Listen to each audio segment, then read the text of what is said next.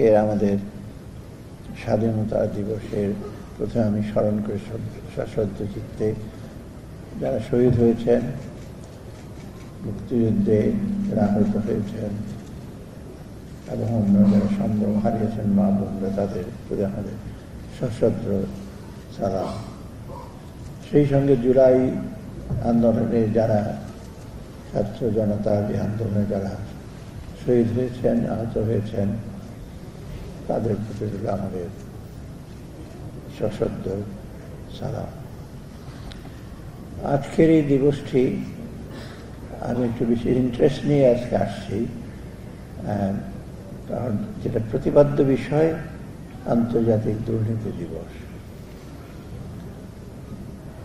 এবং দুর্নীতি এমন একটা ব্যাধি, এমন একটা একেবারে নেতিবাচক দিক, সেটা বিশদ বলার অপেক্ষা রাখে না। আর থিমটা অত্যন্ত ইন্টারেস্টিং। থিমটা আমি দেখলাম uniting with the youth and building for future tomorrow, এই প্রতিপাদ্য। এটা এই জন্য করা হয়েছে, যেটা থিমটা আমি মনে করি যে ইউথরাই কিন্তু গড়ে তুলবে আমাদের বাংলাদেশ। আমরা যারা বয়োবৃদ্ধ বা যারা অনেকদিন পার হয়ে গেছি, আমাদের সংশোধন করা একটু ডিফিকাল্ট। আর যা পাপ করে আসছে, তারা তো করেই আসছে, সেগুলোর শাস্তি দেওয়া হয়তো ব্যবস্থা দিতে পারে। ভবিষ্যতে যেন কোনো দুর্নীতি না হয়, সেটাই সবচেয়ে বড়। আমাদের চিন্তা করতে হবে ভবিষ্যৎ দিকটা। এবং আমরা যদি এই মানে তরুণদের যদি উদ্বুদ্ধ করতে পারি কোনো রকম দুর্নীতি না করা, সবসময় মূল্যবোধ, নিজের মূল্যবোধ বজায় রেখে যেটা কাজ করা, সেটি হবে উৎকৃষ্ট আমাদের কাজ। প্রথমত যে আমরা আনক্যাপ UNCSC বলে 2007 সালে আমি যখন গভর্নর ছিলাম তখনই সই করা হয়েছিল ওটা, United nation convention against corruption. মূল জিনিস হল সার্বিকভাবে দুর্নীতিকে আমরা কেন বিবেচনা করি। বিবেচনা করি এই জন্য প্রত্যেকটা ক্ষেত্রে, আর্থিক সাথে বলুন, ট্রানজ্যাকশনে বলুন, বা নিজের পার্সোনাল ট্রানজ্যাকশনে বলুন, ট্রান্সপারেন্সি অ্যান্ড অ্যাকাউন্টেবিলিটি, যেটা আমরা বলি, স্বচ্ছতা এবং জবাবদিহিতা, সেটা সবচেয়ে বড় জিনিস। আমি একটা কাজ করব, স্বচ্ছ থাকবে, কী জন্য কাজটা করছো আমি নিজে জানবো, যার জন্য করছি জানবে, বা সার্বিকভাবে জানবে, সেটা সবচেয়ে বড় জিনিস। আর অ্যাকাউন্টেবিলিটি, যে কাজটা আমি করি বা করছি সেটা যেন জবাবদিহিতা থাকে। এই দুটো না থাকলে কিন্তু দুর্নীতির জন্য যতই শাস্তি দেয়, বিশেষ অতিথি যেটা বললেন, যতই শাস্তি দেয়, শাস্তি আমরা দিয়ে দিলাম এক্সপোস্ট ফ্যাক্টর, এটা আর কি দিয়ে দিলাম শাস্তি একটা লোককে, কিন্তু দুর্নীতিটা তো আমরা রোধ করতে পারলাম না। একজন হয়তো শাস্তি পেল, আর শাস্তি যে খুব অ্যাডিকুয়েট হয় তাই না। এই যে হাজার হাজার কোটি টাকা নিয়ে গেল, তাদের শাস্তি কী দেবেন? সারা জীবন জেলে থাকলেও শাস্তির তো সে সঠিক শাস্তি হবে না। আর যেটা ক্ষতি দেশের জন্য করেছে, জনগণের জন্য করেছে, সেটা তো আপনি সেটা সে ক্ষতি কাটিয়ে উঠতে পারবেন না। অতএব আমাদের দুর্নীতির জন্য কয়েকটা জিনিস আমি একটু দৃষ্টি আকর্ষণ করি। প্রথমত হলো সামাজিক একটা অ্যাওয়ারনেস, সামাজিক একটা আন্দোলন লাগবে। কারণ যদি সমাজ থেকে দুর্নীতিকে যদি ঘৃণা না করি, দুর্নীতিগ্রস্ত মানুষকে যদি ঘৃণা না করি, দুর্নীতি কিন্তু কোনোদিন যাবে। আপনার মনে আছে কিনা জানি না, আমরা যখন ছোট ছিলাম খুব কমই শুনতাম দুর্নীতিগ্রস্ত লোককে আমরা দূর থেকে, আমার বাবাও অ্যাভয়েড করতো যে লোকটা একটু করাপশন করে, এই দূরে থাকি। ইভেন ছেলেমেয়ের বিয়ে দিতেও দ্বিধাবোধ করতো। এখন তো আমরা লাভ দিয়ে ছেলেমেয়ের বিয়ে দিতে যাই দুর্নীতিগ্রস্ত লোক। এটা দুর্নীতি কোনো ব্যাপারই না, টাকা পয়সা আছে ওটাই। এখন এই সামাজিক যদি অ্যাওয়ারনেসটা না থাকে, যে ভদ্রলোক দুর্নীতি করে তার তো কোনো স্টেক নাই, শাস্তি তো হয়ই না, সামাজিক দিক থেকে কোনোভাবে তারা এফেক্টেড হয় না। ছেলেমেয়েরা মহা আনন্দ করে বেড়ায়। আমি দু একজনকে জানি, এনাম তো উদাহরণ ধরে, আমি তো অজস্র উদাহরণ জানি।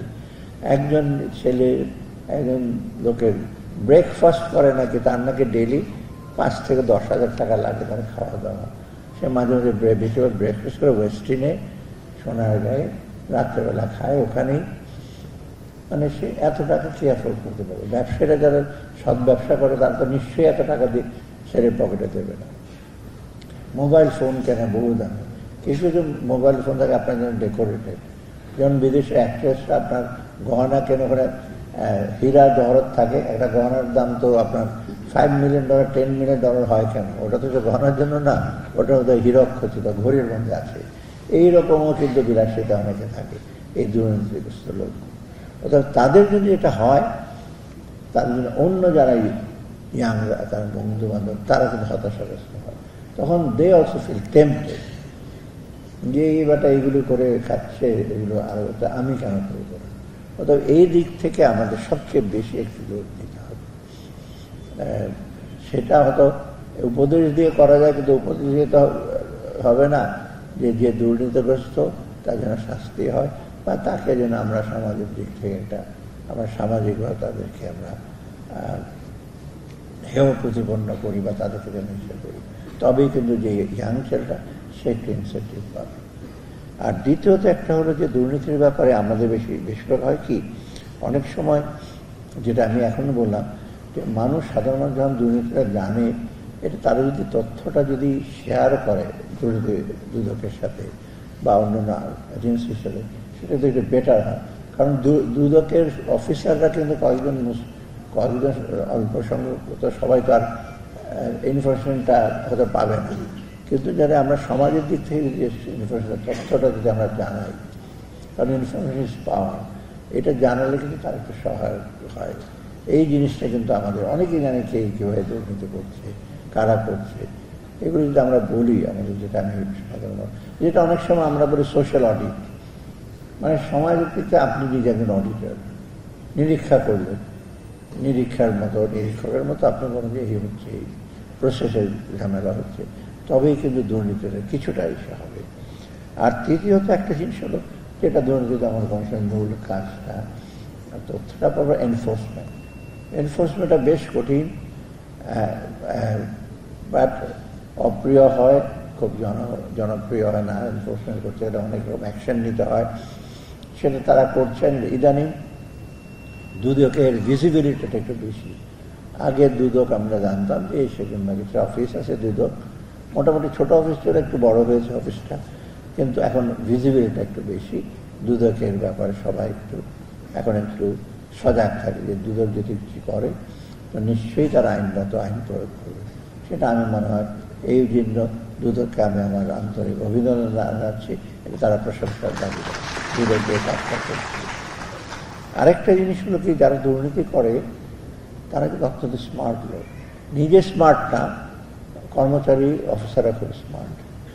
এটা আমরা দেখবেন ব্যাংকিং সেক্টরে যারা দুর্নীতি করেছে, টাকা পয়সা, তাদের যে অ্যাডভাইজার, তারা ব্যাংকারের চেয়ে বড় ব্যাংকার, তারা ফাইন্যান্সিয়াল যে কোনো একজন আপনি চার্টার্ড অ্যাকাউন্টের ফাইন্যান্সিয়াল অ্যানালিসিস করে তার চেয়ে আরও বড় স্মার্ট। ওটা জানে কোন ফাঁক ফোকর দিয়ে কীভাবে করতে হয়।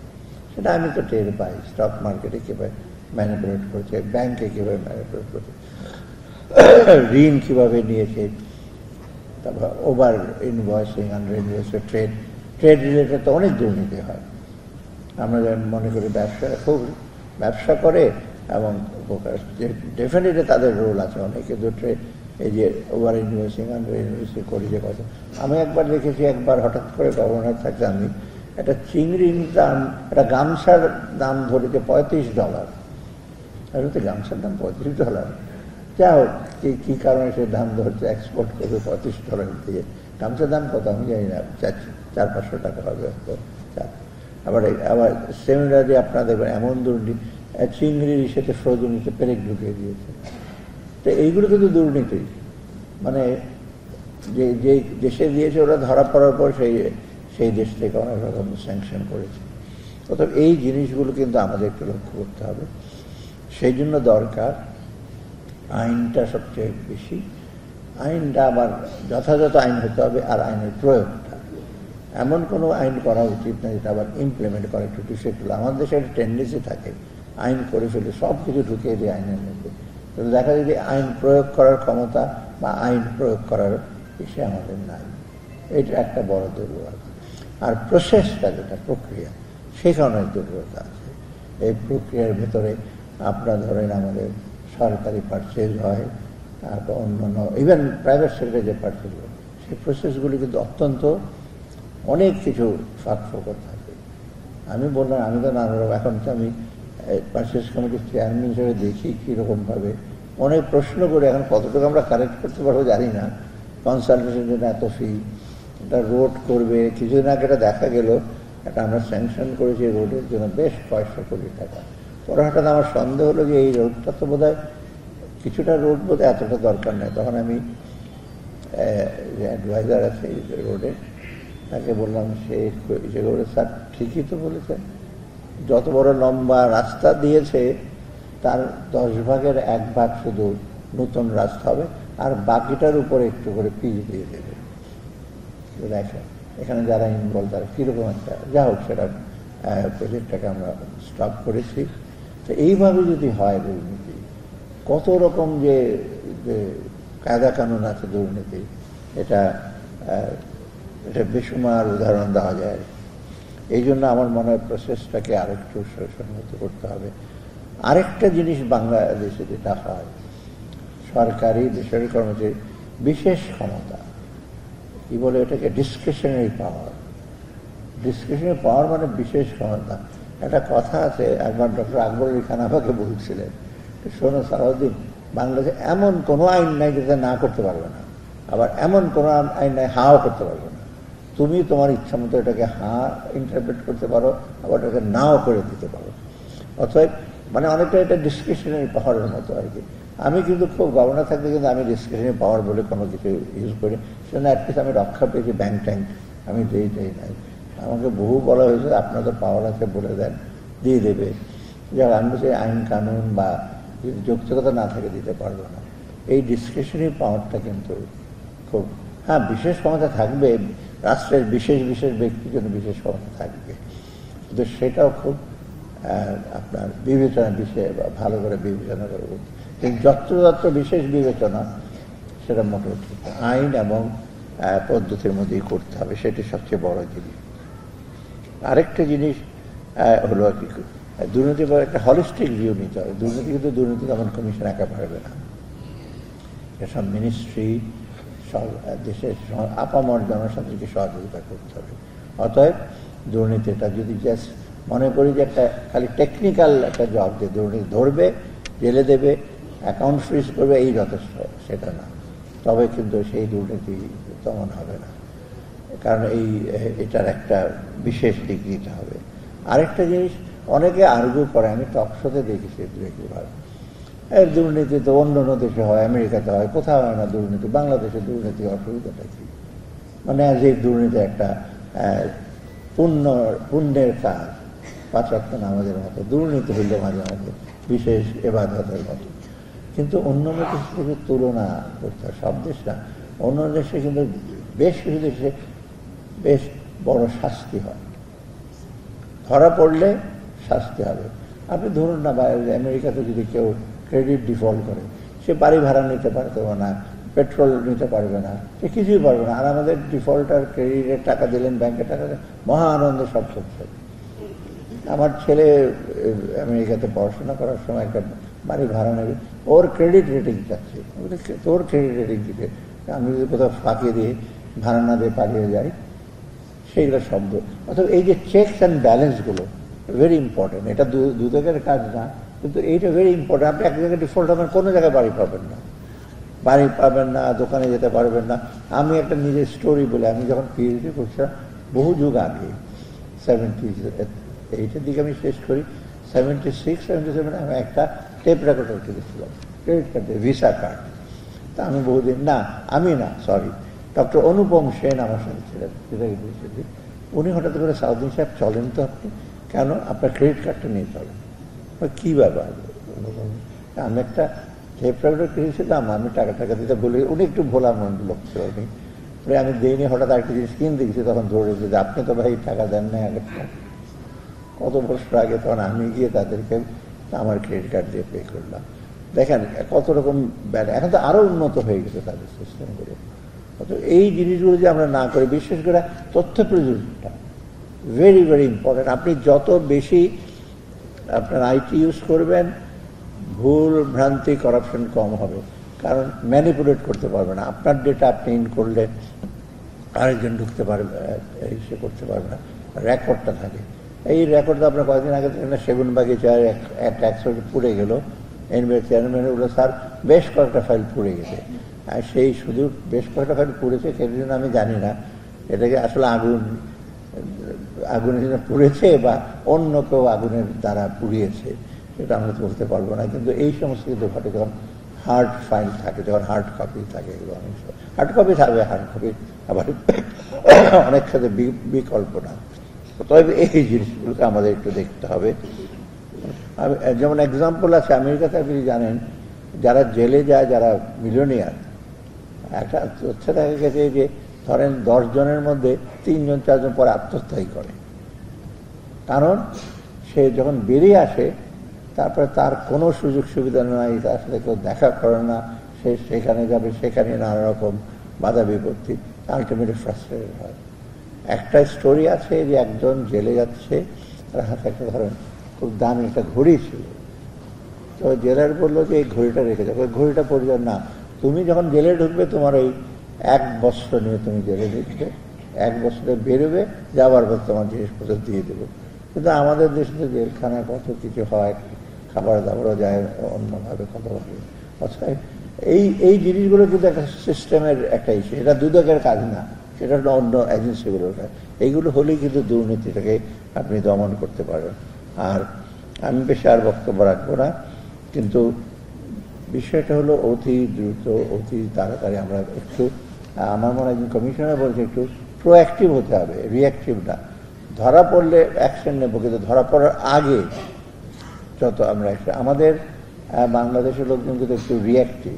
আমি তো বিভিন্ন অনুষ্ঠানে বিভিন্ন দেশে যাই, আমাকে প্রায়ই বলে যে তোমরা হলো রিঅ্যাক্ট করো বেশি, কাজ করার আগে। কিন্তু বললে তখন নানা রকম বক্তৃতা দিয়ে দাও, নানা রকম কজ দাও, এক্সকিউজ দাও। কিন্তু প্রোঅ্যাক্টিভ হলে বেটার হয়, যে আপনি একটু কাজ করলে যে কোনো অনিয়ম, যে কোনো কিছু হবে। আর শেষ করি লাস্ট যেটা এই দুর্নীতির ব্যাপারে, কিন্তু যেটা আইএফএস বলি আমরা, ইন্টারন্যাশনাল ফাইন্যান্সিয়াল সিস্টেম, যেটা ওয়ার্ল্ড ব্যাংক, IMF, এই যে আপনার OECD, ওদের কিন্তু ওদের এই সাথে টার্মস অফ রেফারেন্সে দুর্নীতির ব্যাপারগুলো আছে। বিশেষ করে অডিটরদের রোল কী হবে এবং অডিটরে কী প্রশ্ন করবে, ফাইন্যান্সিয়াল স্টেটমেন্টটা কীভাবে করে, এইগুলোর ভালো। কিন্তু অনেক সময় যাই যে তারা সাহায্য দেওয়ার সময় সেখানে দুর্নীতি হয়। কারণ ওই প্রজেক্টটা যখন দেয়, আমরা যারা প্রজেক্ট প্রণয়ন করি তারা বেশ কিছু সুযোগ টুযোগ পায়। হয়তো ওরা হয়তো ব্যাপারটা জানে না, বা জানলেও বিয়ন্ড দেয়ার কন্ট্রোল। কিন্তু আমার মনে হয় আন্তর্জাতিক যে সংস্থাগুলো, আর্থিক প্রতিষ্ঠানগুলো, তাদেরকে কিন্তু আরও বেশি একটু সজাগ হতে হবে এই দুর্নীতিটা কমানোর জন্য। শুধু ওই প্রজেক্টে টাকা দিল, অডিট করলো, তারপর প্রজেক্টের ব্যাপারে আপনার একটা মন্তব্য দিল, প্রজেক্টটা ঠিক হয়েছে, ভালো হয় না। কিন্তু এর ভেতরে যদি কোনো রকম অনিয়ম থাকে, দুর্নীতি থাকে, বা তাদের কোনো স্ট্যান্ডার্ড বা SOP স্ট্যান্ডার্ড প্রসিজিয়ারের মধ্যে কোনো দুর্বলতা থাকে, সেটাকে তাদেরকেও দেখতে হবে।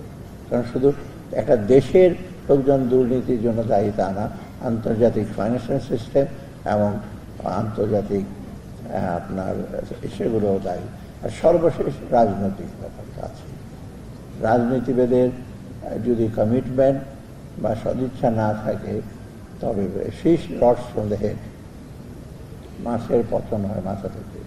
এখন রাজনীতিবিদরা যারা আমাদেরকে শাসন করবে, তারা যদি ঠিক থাকে, তা সহজে সমাজে পতন ধরবে না, এবং তাতেই দুর্নীতি কমে যাবে। ধন্যবাদ সবাই।